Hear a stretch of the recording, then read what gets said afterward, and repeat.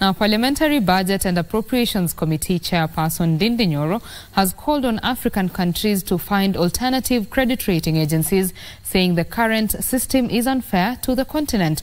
Nyoro said these will save the continent from huge debt repayments they are subjected to due to the high interest rates given based on the credit rating system.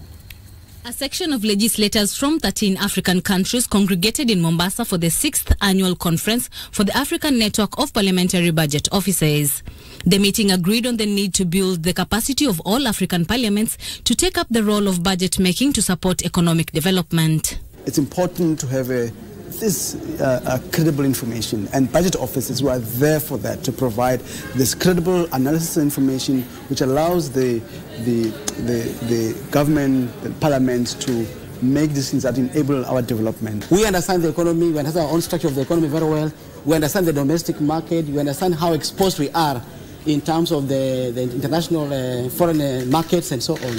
So I think it's high time as PBOs we find a way of churning out alternative information. African countries are debt-laden, with some being forced to default on loan repayments. This has led to discussions by the legislators on the need to find alternative credit rating agencies. We must find an alternative in rating agencies.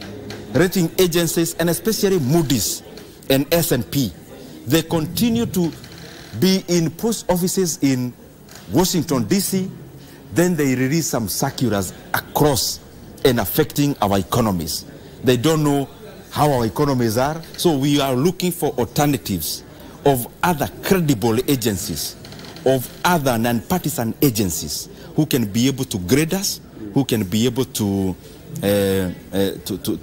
give ratings of our financial stability or lack of it, because it is good to have objective agencies rating African and emerging economies. Parliamentary Budget and Appropriation Committee Chairperson Ndindi Nyoro reiterated the need to grow the African economy and urged the legislators to cut down on expenditure and rate of borrowing. In Africa, we borrow to do everything.